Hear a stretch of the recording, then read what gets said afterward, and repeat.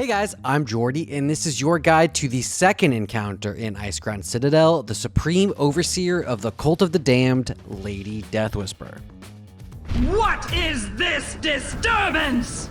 You dare trespass upon this hallowed ground? Now, Lady Deathwhisper is the first heroic fight in ICC that you're going to spend some time working on before you get it down. I'd place it somewhere in the top half of harder fights in here. So if you can get her down, you've got a great shot at a big handful of other bosses. As far as raid composition, you're going to want to bring 3 tanks for this one. Now, you might not have easy access to that third tank. We used a DK with some smattering of tank gear for ours. She doesn't actually hit all that hard, it's just nice to have some extra stam just in case.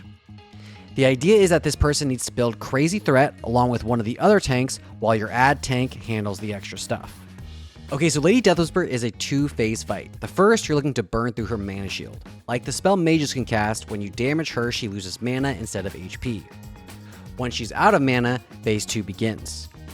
During this phase, she'll be spawning waves of ads that each do a specific thing that we'll go over in a second. You're looking to use 2 tanks in this phase ideally, each working to get threat on the ads while your DPS blows them up and works on her mana shield. Alright, let's get into phase 1's specifics. First, we'll start with Lady Deathwhisper. Like I said, she's got that mana shield. Burn through it and empty out her mana to end the phase. She also can cast Death and Decay on the ground under a random player.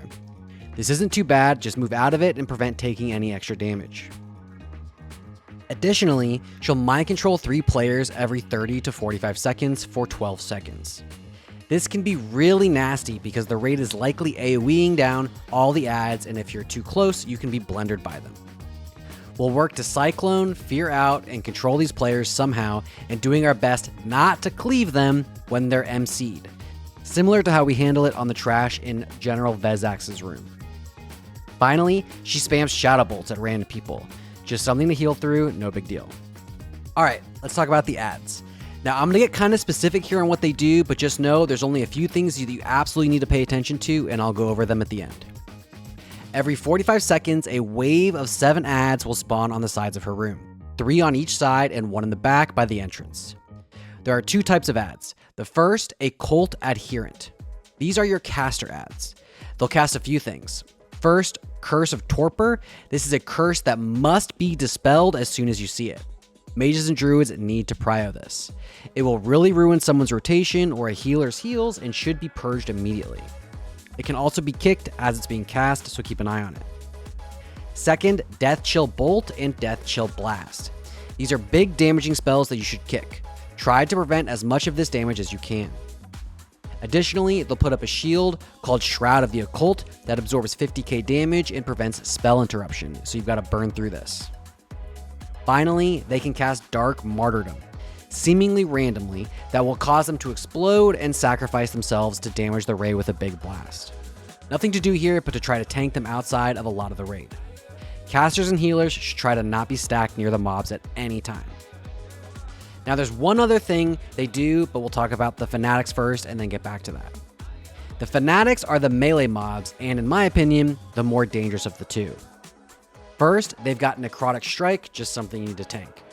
Next, Shadow Cleave. This does a good amount of damage to all players in front of the mobs, so tanks need to work hard to face them away from the raid. Next, Vampiric Might. This increases all damage done by 25% and heals for 300% of their damage done. This isn't terrible, just watch the raid when this buff goes up and have your raid work to dispel them as fast as possible to remove it. And like the adherents, they've got a Dark Martyrdom that will sacrifice themselves for a big burst of AoE, not really something that can be avoided. Okay, to complicate all this, she can bring any of these mobs back from the dead, increasing their powers and depending on which mob, making them immune to certain types of damage. The casters become immune to magical damage and must be DPS'd by your melee and hunters, while the melee, the Fanatics, turn into big skeletons and lumber around and become immune to physical damage, so they must be killed by your casters. She can also empower these to make them extra spooky. Adherents become empowered and all the spells will start to splash, while the Fanatics become lumbering zombies called Deformed Fanatics, which can cause them to deal double damage. While these mobs are up, they must be prio targets. The melee zombies are especially deadly for your tanks. We had our tanks get one shot a few times when these guys hit them. Just try to kite them around while your casters finish the job. Call for specific damage types on specific mobs and be extra careful here.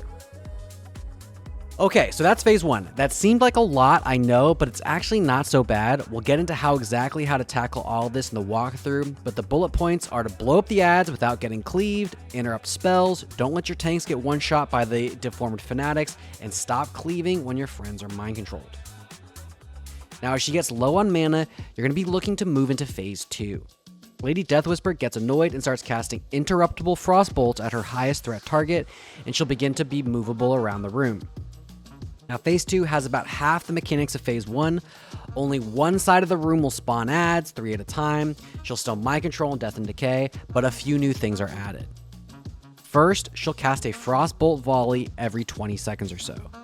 This is an instant raid-wide damage that you just need to heal through. And second, most importantly, most importantly, these little purple fucks. These things are called Vengeful Shades. They spawn at random points in the room and will target players, drifting towards them, and if they reach them, will explode, dealing a huge amount of damage to everybody nearby and likely killing a few of you. These are so important to avoid. You will probably get most of the fight down no problem and be hard stuck on these ghosts. Okay, finally, she'll cast Touch of Insignificance on her current highest threat target. This is a stacking debuff that reduces the target's threat gen by 20% up to 100% and lasts 30 seconds. This is why we use 3 tanks in this fight, 2 on her in particular in phase 2. Your tanks will build threat and then leapfrog over each other as they wait for their stacks to wear off before continuing again later. Alright, that was a lot of stuff. Let's get into the walkthrough. On pull, the raid runs in and begins to DPS Lady Deathwhisper. Now your goal is to funnel the adds from both sides to between the 2 pillars, being careful not to cleave the melee with the fanatics, but getting them as clumped up as you can. Healers stand in the back, being careful not to get too close. This will help pull the mobs into position using heal aggro while also being in range of the raid. Your 2 tanks each grab a side and meet in the middle, and DPS begins. We keep a permanent frost trap up in the center here to help kite when necessary. As the Dominate Mind cooldown comes up, you need to call for all cleaving and AoE to stop so that you don't blunder your friends as soon as they go red. Druid cycle in them, we assign these and it helps keep people alive. Super important. When you see an ad get reanimated, you need to call for DPS from your physical or casters to hit it. It's very important to get these dead as they're super dangerous, especially if she empowers them further. Alright, so after a few waves of these ads, you should have gotten her pretty low. Be very careful not to push her to 0 mana until after clearing an ad wave. You can't afford to transition with a fresh set of ads. Clean them up and then call for the push into phase 2. Okay, so phase 2 starts. You want your highest threat per second tank to begin pumping crazy threat into her as fast as possible. Your extras tank should be trying to keep up as best they can. At some point, they're going to need to overtake them and then slingshot way past to stay ahead of your DPS. Move her to the center of the room. Your ad tank should intercept any ads that come up and your DPS should prio killing them as soon as they're able to. Alright, so now the fun begins. Every 10 to 15 seconds, she'll throw purple spirit strands out from her onto the ground where 3 ghosts will spawn. You must run away from these. They are single-handedly the only reason that you will wipe in this phase. This is not a DPS race. You just need to avoid ghosts and you will get the kill. I promise. DPS, keep your eyes up looking for these things. Healers, don't tunnel frames. Do everything in your power to avoid these ghosts and you will get her down. Your tanks at some point will swap. Whatever tank takes over needs to hit all their DPS cooldowns to threat hard once they've taken over.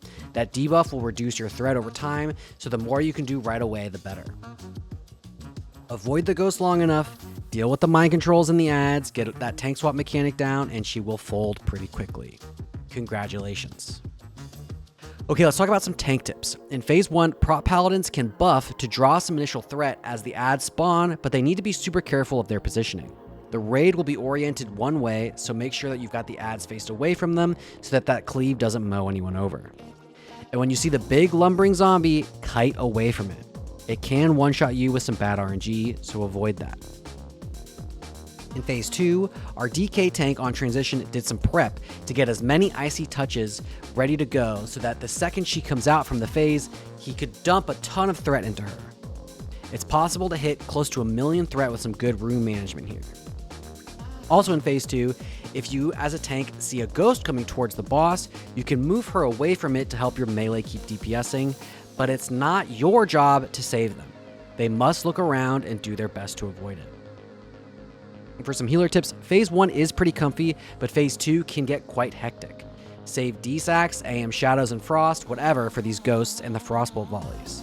A poorly timed volley and a good explosion will kill anyone near it, but a good cooldown can save some people. And for the DPS, in phase 1, be sure to stop cleaving when the mind control is ready to be cast. You don't want to kill your friends, and keep an eye on which adds need specific damage types. It's critical to pump into the ones only you are able to, because they become super dangerous with that buff. And I swear to God, if you get hit by a ghost, I'm going to be so disappointed. It's the most important mechanic of this fight. Just run away. Your parse doesn't matter for prog, just don't get hit. Get the loot and move on. There's a lot of work to be done in this place, and spending unnecessary time on this boss will just mean less time on other stuff later. Okay, well that's it for Lady Deathwhisper. If you can get her down, I have no doubt you've got a successful heroic ICC clear ahead of you. So take the elevator up to the very easy gunship. Now these guides really do take a long time to make, so if you liked it, do me a huge favor and like and subscribe. It helps me immensely and I super appreciate it. In the coming weeks, I'll have an assignment sheet you can use for all of your raids, a week or a guide with the legendary Foji, and of course the much requested Phase 4 loot prio guide that you can use to call me stupid because I screwed up that one item that you for sure need because it's BIS, even if it's 400 DPS worse for you than the broke. I'm not triggered, you're triggered. Speaking of, if you want to get this one a full week earlier than all your friends, join mine or Pummel's Patreon. We'll be posting it there early before it goes out, and if you have any notes, we'll be sure to take them into account. The link is in the description below. Okay, well that's it for Lady Deathwhisper. Thank you a bunch, and I will see you in the next one. Ahsoka next, the ghost. I got D-Sec available. Move. Okay. MC, I'll lay him the next MC, one. MC.